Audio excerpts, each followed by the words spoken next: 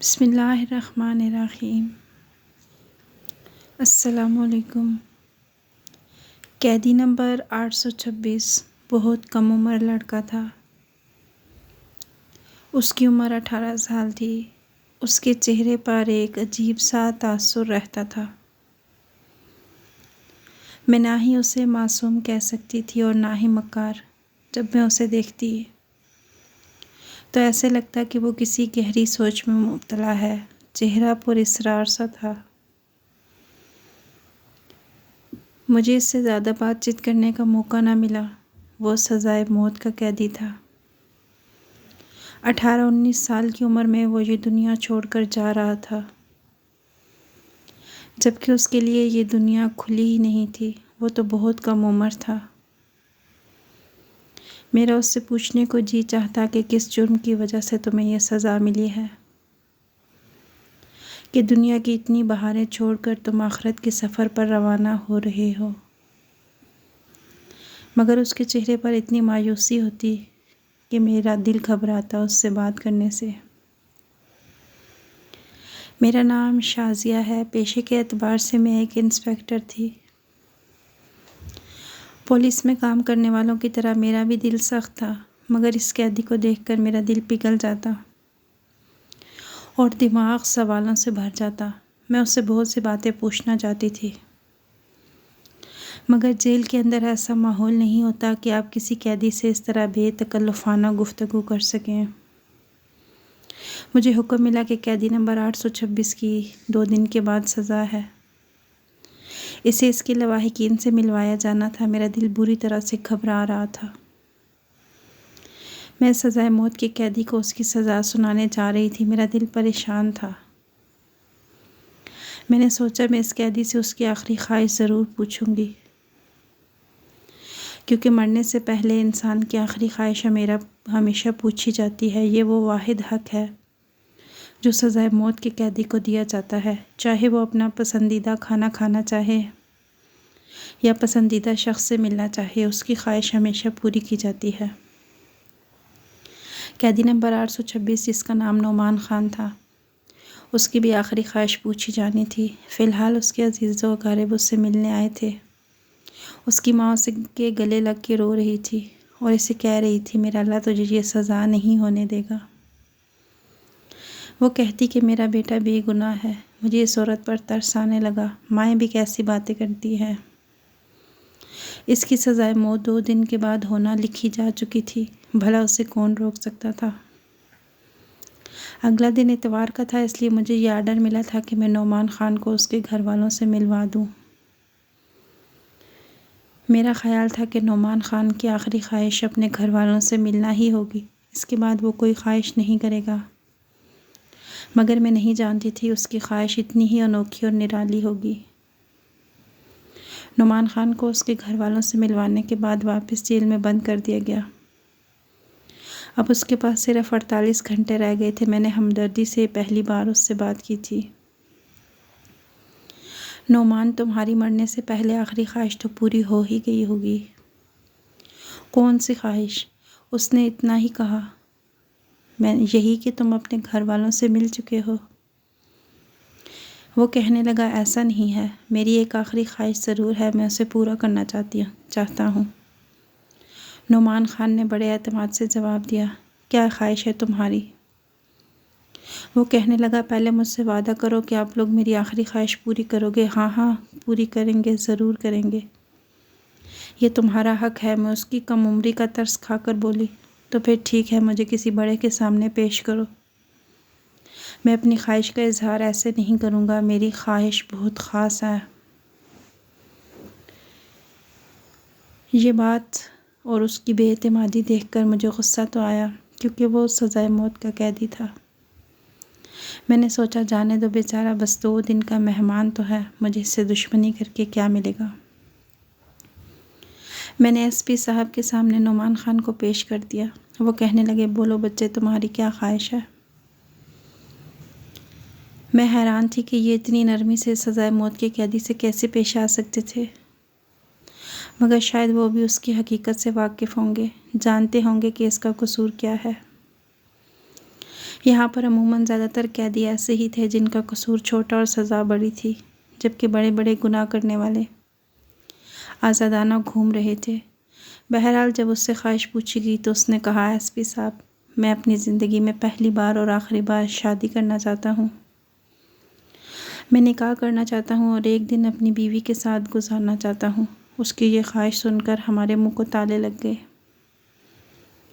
SP साहब ने अक्ल और होशमंदी से काम लिया और कहने लगे, देखो बच्चे, तुम्हारी शादी तो हम करवा दें, मगर तुमसे शादी करने के लिए मानेगा कौन कमबख्त? तुम्हारे घर वाले अमीर तो हैं नहीं, तुम एक गरीब ख़ानदान से ताल्लुक़ रखते हो, क्यों एक मौका ज़ाया कर रहे हो? कोई और ख्वाहिश बता दो, कोई खाना पीना, किसी से मिलना, हम तुम्हारे लिए सब कुछ करने को तैयार हैं। कानून सख्त है और कानून सबके लिए बराबर है, चाहे कोई कम उम्र और मासूम हो या ज़्यादा उम्र का हो या बदमाश हो, सबके लिए एक ही सज़ा है। मैं नहीं जानता कि तुम्हें सज़ा क्यों हुई, लेकिन अब तुम सज़ाए मौत के कैदी हो तो बिला वजह नहीं हो, तुम्हें किसी वजह से ये सज़ा मिली है। अब तुम किसी ढंग की ख्वाहिश का इजहार करो तो हम पूरी कर देंगे,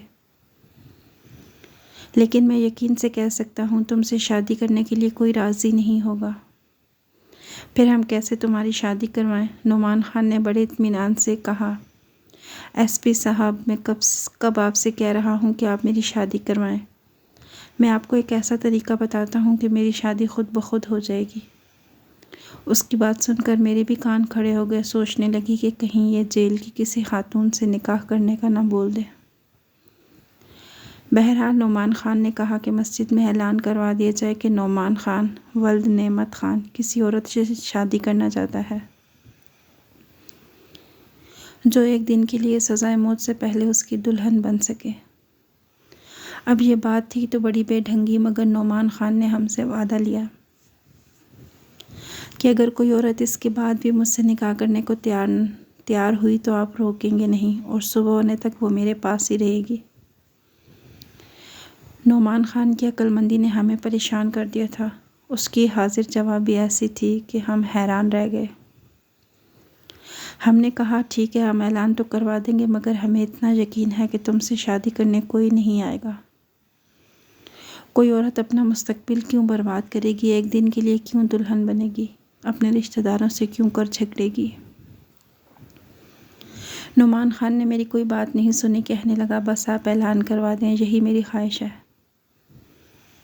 इसके बाद कोई ना आया तो मैं कोई और ख्वाहिश नहीं करूँगा, फिर मुझे भले से सज़ाए मौत दे दी जाए। हमने मस्जिद में ऐलान करवा दिया और साथ में ये भी बताया कि वो सज़ाए मौत का कैदी है। 2 दिन के बाद उसके जुर्म में उसे फांसी की सज़ा दी जाएगी। फिर भी अगर कोई औरत उससे शादी करना चाहती है तो फलां थाने में आ जाए, वहाँ से उसे जेल में पहुँचा दिया जाएगा।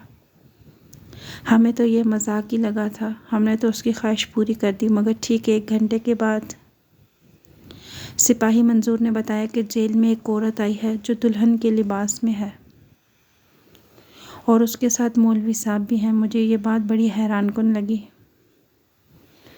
मुझे लगा कि शायद यूं ही कह रहे होंगे, पर जब मैं और एसपी साहब बाहर गए तो ये देखकर हैरान रह गए। सामने एक नौजवान लड़की, जिसकी उम्र बमुश्किल 17 से 18 साल होगी, वो खड़ी थी। उसके साथ इमाम साहब भी थे। मौलवी साहब को देखकर ऐसे लग रहा था कि उन्होंने इस लड़की का निकाह पढ़ाने की हामी भर ली है। उनके पास निकाह का रजिस्टर भी था, जबकि लड़की खूब अच्छी तरह तैयार थी। लड़की का मेकअप और इसकी तैयारी देखकर लगता था कि यह सब कुछ उसने पहले से तैयार कर रखा है। अब मुझे नुमान खान पर शक होने लगा कि उसने ऐसी ख्वाहिश का इजहार क्यों किया।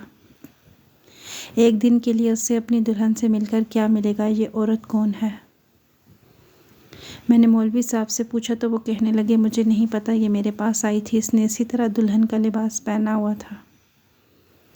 बोली कि मुझे जेल लेकर चलो, मैंने नुमान खान से निकाह करना है। मुझे नहीं पता जी कि इसके दिल में क्या आया है। मैंने तो इसे समझाया कि ऐसा ना करो, मगर यह समझने पर राज़ी नहीं। कहती है कि मुझे नुमान खान से ही निकाह करना है। मैं इसे बता चुका हूँ कि वो सज़ाए मौत का कैदी है। 2 दिन के बाद उसकी मौत वाक़या हो जाएगी, मगर ये मानती नहीं। कहती है कोई बात नहीं, भले मैं एक दिन ही नुमान खान के साथ रहूं, मगर मेरी भी ख्वाहिश पूरी हो जाएगी, क्योंकि मैं नुमान खान से सच्ची मोहब्बत करती हूँ। हमें नहीं पता था कि नुमान खान को कोई लड़की इतना चाहती है कि उसके लिए सब कुछ छोड़ने को तैयार है। बात भी अजीब सी थी, लेकिन खैर हमारा काम तो उसकी ख्वाहिश पूरी करना था। हमने किसी बात पर एतराज़ नहीं किया। मौलवी साहब को बुलाया गया। नुमान खान को उसके जेल से बुलाकर बाहर ऑफिस में बिठाया गया। मौलवी साहब ने निकाह पढ़ाया। 4 गवाहों की मौजूदगी में ईजाब व कबूल हुआ।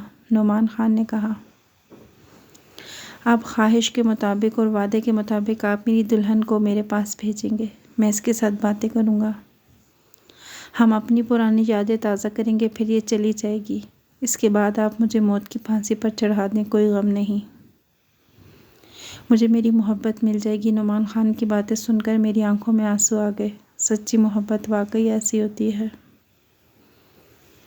मैंने दिल में यही सोचा था, मगर मैं ये नहीं जानती थी इसके पीछे कितनी बड़ी कहानी होगी जो हमारे होशो हवास उड़ाकर रख देगी। इस पे इंस्पेक्टर साहब ने मुस्कुराते हुए मुझे इशारा किया कि तुम इस लड़की को नुमान खान के जेल में जाकर बंद कर दो। वहाँ तो कोई कुर्सी भी नहीं है, बिस्तर भी नहीं है। मैंने यही सोचा था। मैं इस लड़की को वहाँ ले गई। वहाँ बमुश्किल 2 लोगों के खड़े होने की जगह थी। मैंने इन दोनों को जेल में बंद कर दिया और बाहर आ गई। मुझे लगा था कि थोड़ी देर के बाद वो लड़की तंग आ जाएगी, मगर मुझे हल्की हल्की सी आवाज़ें आने लगी। ऐसे लग रहा था कि जैसे कोई कुछ खोलने की कोशिश कर रहा है। शक हुआ कि शायद जेल का दरवाज़ा तोड़ने की कोशिश की जा रही है, मगर मैं मुतमईन थी, जानती थी कि जेल का दरवाज़ा खोलना इतनी आसान बात नहीं। मेरी कोशिश यही थी कि नुमान खान अपनी आखिरी बातें अपनी माशूका से कर ले। वो दोनों बातें कर रहे थे, ना ही मैंने उनकी बातें सुनी और ना ही ध्यान दिया। मुझे मुतमईन करने के लिए बस एक ही बात काफ़ी थी कि सर पर एक मजबूत ताला लगा हुआ था। उस ताले को कोई चाहकर भी नहीं खोल सकता था। काफ़ी देर गुजर गई और मुझे नींद आने लगी। तभी मुझे इस जेल से थोड़ी सी चीखने की आवाज़ आई। मैं फ़ौरन वहाँ पहुँची तो वही लड़की जो नुमान खान से निकाह करके यहाँ आई थी, जेल में बैठी हुई थी। उसने कहा कि मुझे यहाँ से निकाल दिया जाए, अब मैं नुमान खान के साथ 1 मिनट नहीं रह सकती। मुझे लगा शायद नुमान खान ने इस लड़की के साथ कोई बदतमीज़ी की होगी। उसने कहा, मेरे घर वाले मेरा इंतज़ार कर रहे होंगे, मुझे घर जाना है। मैंने जल्दी जल्दी जेल का दरवाज़ा खोला, उस लड़की को आज़ाद किया और वापस ताला लगाकर नुमान खान को कैद करके वापस अपने कमरे में आ गई। मैं इस बात से बेखबर थी जब मैं सुबह उठूँगी तो एक तूफ़ान होगा जो मेरा मुंतज़िर होगा। एसपी साहब ने मुझसे कहा, वो सज़ा मौत वाला कैदी 826 नंबर कहाँ है? मैंने कहा, वो अपने जेल में ही होगा। वो कहने लगे, मुझे तो कहीं नज़र नहीं आ रहा। मैंने एक दूसरे कांस्टेबल को भेजा था कि वो नुमान खान को लेकर आए, मगर वो वहाँ नहीं है। तुम चेक करो, उससे कोई गलती तो नहीं होगी। मैंने एसपी साहब को कह दिया। वो उधर ही है, मगर मेरा दिल तेज़ी से धड़कने लगा। अगर वो भाग गया या उसने मुझे कुछ चकमा दे दिया हो तो मैं क्या करूँगी? खैर, मैं जल्दी से 826 वाले जेल में गई। वहाँ अंधेरा छाया हुआ था। मामूल के मुताबिक मैंने नुमान खान को आवाज़ दी, मगर कोई जवाब नहीं आया। मैंने टॉर्च लगाकर देखा तो एक मरियल सा शख्स था जो कि जेल के फर्श पर पड़ा हुआ था। ऐसा लग रहा था जैसे उसकी मौत वाक़ई हो चुकी है। मैंने जल्दी से जेल को खोला, मगर जब मैंने उससे हाथ लगाया तो मेरी जान निकल गई। इतने में एसपी साहब भी पहुंच चुके थे। उन्होंने भी उस शख्स की तरफ देखा तो उनके होश उड़ गए। एसपी साहब मुझे डांटने लगे कि तुम में इतनी अक्ल नहीं है, तुम्हें इतना तजर्बा हो गया है यहाँ काम करते हुए, मगर अभी तक तुम्हें लोगों की समझ नहीं आती। शर्म आनी चाहिए तुम्हें। तुम्हारा ध्यान कहाँ होता है? अब अगर तुम्हारी किसी कोताही की वजह से मुझ पर सख्ती की गई तो इसका असर सिर्फ तुम पर होगा। मेरा दिल चाह रहा था कि मैं सामने मौजूद लड़की को उठाकर पटक दूं। इतना बड़ा धोखा हमारे साथ हुआ था। मैंने तो सोचा था कि ये लड़की जो दुल्हन बनकर नुमान खान के साथ मिलने आई है मोहब्बत में पागल है, दीवानी है, मगर मैं ये नहीं जानती थी कि नुमान खान ने इसे हमें धोखा देने के लिए इस्तेमाल किया है। वो खुद दुल्हन के लिबास में निकलकर जेल से भाग गया था और हमारे सामने इस लड़की को छोड़ गया था।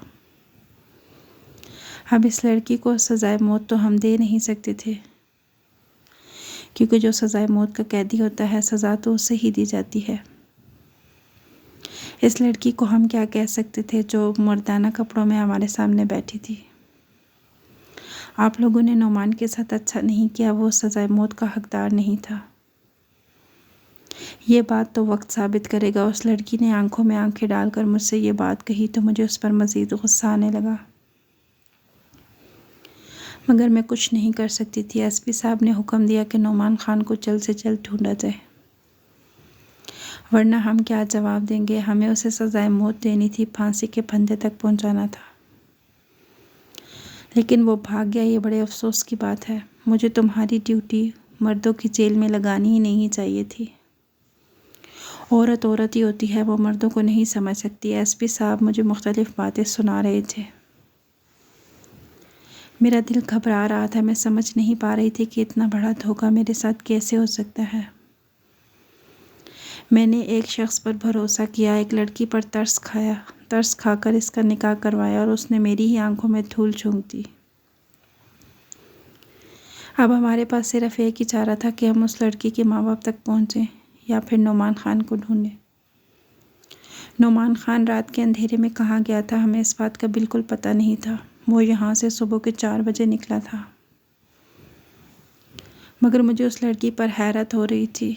अब मेरी दिलचस्पी का मरकज़ वो लड़की थी कि वो नुमान की जगह बैठने के लिए राज़ी कैसे हो गई। उसने कैसे उसको अपना शोहर भी मान लिया, और कैसे उसने ये सोच लिया कि नुमान के हिस्से की फांसी उसे दे दी जाए। इतनी मोहब्बत किसी मुजरिम से नहीं की जा सकती। अगर नुमान इतना बुरा होता तो ये लड़की उससे इतनी मोहब्बत कैसे करती। मैंने उससे उसके माँ बाप को पूछा तो उसने मुझे साफ साफ बता दिया कि वो मंजूर अली की बेटी है। मंजूर अली साथ वाले गांव में रहता था। उसको बुलाकर लाना हमारे लिए कोई मुश्किल बात नहीं थी, मगर मैंने सोचा जब लड़की मेरे सामने है तो क्यों ना मैं इससे सारी बात पूछ लूँ। तब उसने एक अजीब बात कही, बोली कि मैं नुमान भाई के बारे में एक एक बात आपको सच बताने के लिए तैयार हूँ। मैंने हैरत से उसे देखा था। वो अपने शोहर को भाई कह रही थी। क्या कहा तुमने? नुमान भाई? क्या तुम उसे भाई समझती हो? वो रिश्ते में तुम्हारा भाई लगता है। तुम लोगों ने नाटक किया है। नहीं, वो रिश्ते में मेरा भाई नहीं लगता, मगर मेरे भाइयों जैसा है। मोहब्बत मैं उनसे ज़रूर करती हूँ, मगर मेरी मोहब्बत ऐसी नहीं थी।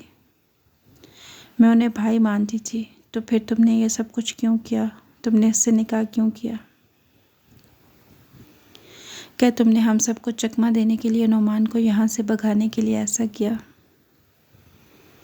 वो कहने लगी, ऐसा नहीं है। वो कल शाम तक वापस आ जाएंगे। वो मुझे यहाँ कैसे देख सकते हैं? अब ज़ाहिर है उन्होंने मुझसे निकाह भी कर लिया है। मैं उनकी ज़िम्मेदारी हूँ। इस जिम्मेदारी को छोड़कर वो बुज़दिलों की तरह घबराएंगी नहीं। वो पैर दिखाकर भागने वालों में से नहीं है। लड़की की बातें सुनकर मैं मज़ीद हैरान रह गई। फिर उसने मुझे जो कहानी सुनाई वो मुझे मज़ीद परेशान कर गई। मैं मजबूर हो गई कि अपना फ़ैसला बदलूं और दोबारा से इस सारे मामले पर गौर व फिक्र करूं। वो कहने लगी, मेरा नाम नाजिया है। मेरी बड़ी बहन की मंगनी नुमान से हो चुकी थी। नुमान खान बचपन से ही बहुत बहादुर लड़का था। ज़िंदगी में शायद ही कोई ऐसा वक्त आया हो जब नुमान किसी से डर कर भागा हो। नुमान मेरे अब्बा की बहन का बेटा है। फुफ्फुज़ाद होने की वजह से अम्मा अब्बा नुमान भाई पर बहुत भरोसा करते थे। फिर उन्होंने मेरी बड़ी आपी की मंगनी नुमान भाई से कर दी तो वो हमारे घर आने जाने लगे। मगर गांव का माहौल बड़ा अजीब होता है। एक रात नुमान भाई बाजी से मिलने के लिए हमारे घर आए। उस दिन अम्मा अब्बा घर पर नहीं थे। नुमान भाई की मंगनी हो चुकी थी। उनका हमारे साथ एक रिश्ता था। हम दोनों बहनें ही घर पे थी, घर में और कोई नहीं था। वो पिछले दरवाजे से आए। मैं समझ गई थी कि आप इसे मिलने आए हैं। मैं किचन में चाय बनाने लगी। वो दोनों आपस में बातें कर रहे थे कि दरवाजे पर ज़ोर ज़ोर से दस्तक होने लगी। मैं घबरा गई। मुझे लगा शायद अम्मी अब्बू आ गए हैं, मगर मैंने जाकर दरवाजे से बाहर झांका तो कोई 3-4 आदमी खड़े थे। मेरी आंखों में खौफ के साए लहराने लगे। मैं सोच भी नहीं सकती थी कि हमारे दरवाजे पर कभी ऐसे आदमी आएंगे। मुझे इस बात की तसल्ली तो थी कि नोमान भाई हमारे साथ हैं, मगर ये आदमी गांव के बदमाश थे। उनको देखकर ही मेरा खून सूख गया। उन्होंने कहा, दरवाज़ा खोल दो वरना हम दरवाज़ा तोड़ देंगे। मैंने उनसे मिन्नत समाजत की कि हम घर में अकेली बहनें हैं, तुम लोग यहाँ से वापस चले जाओ। तब उन्होंने माँ बहन की गालियाँ देते हुए कहा, हम वापस नहीं जाएंगे। तुम लोग इस गांव में बेहयाई फैला रहे हो। हमें साफ पता है कि इस घर में कौन कौन है। हमारे सामने तुम लोगों के घर में एक लड़का आया है। ये शोर सुनकर नोमान भाई भी बाहर आ गए। उन्होंने घर का दरवाज़ा खोल दिया। मुझे अंदर जाने को कहा। मैं चली गई, मगर नोमान भाई उन लोगों से उलझ पड़े।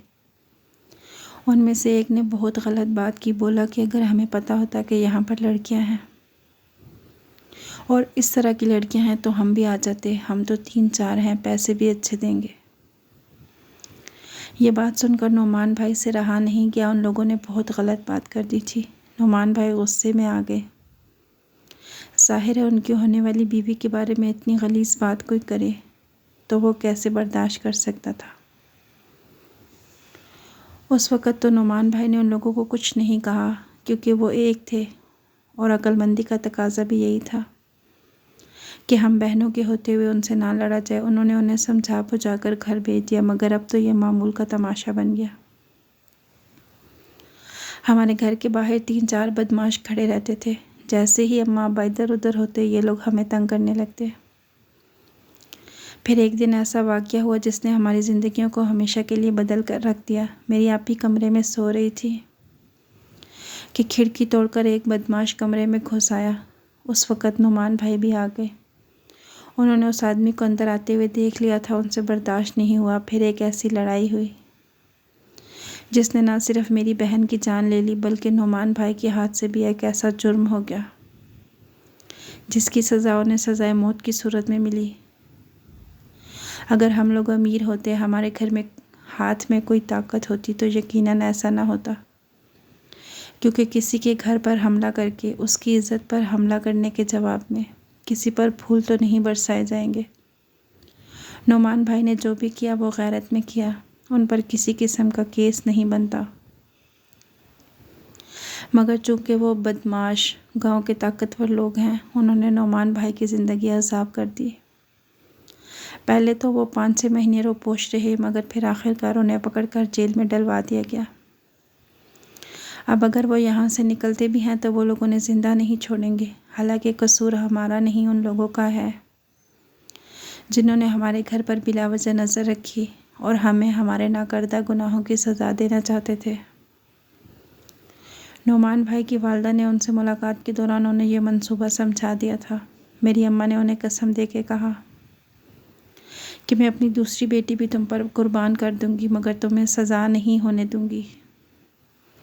हमारे ख़ानदान को जितनी ज़रूरत नोमान भाई की है उतनी और किसी की नहीं। मैं मर भी जाऊं तो किसी को कोई फ़र्क नहीं पड़ेगा। ये कहकर वो लड़की रोने लगी। मुझे समझ में नहीं आ रहा था अब इस केस का क्या होगा, लेकिन बस खुदा की मदद से इन लोगों की पहुंच किसी बड़े तक थी। नोमान उसी शख्स से मिलने शहर गया था। रातों रात उसने जाकर अपना केस उसके सामने रखा। वो बड़ा पाए का वकील था। बाज़ औक़ात एक अच्छे वकील से जान पहचान होना भी इंसान को थाने और जेल की सलाखों से बचा देता है। अगरचे ये बात काफ़ी आगे जा चुकी थी, मगर वकील साहब की धमकियों और उनके दलाइल ने सभी को कायल कर लिया कि सज़ाए मौत ना ही नोमान ख़ान के लिए बनती थी और ना ही नोमान ख़ान की तरफ से कोई अपील की गई, ना इसे सफाई का मौका दिया गया। केस चला और नोमान बाइज़्ज़त बरी हो गया, क्योंकि वो बेगुनाह था। उसके पास कोई हथियार भी नहीं था और ना ही उसके नाम पर कोई असला था। अल्लाह ताला ने शायद उनकी मोहब्बत और खुलूस की लाज रखी, वरना इतने बड़े केस थे। मैंने ऐसे किसी को बरी होते नहीं देखा। अल्लाह ताला हम सबको सीधे रास्ते पर चलने की तौफीक अता फरमाए, आमीन। वीडियो अच्छी लगी है तो इसे लाइक कीजिएगा।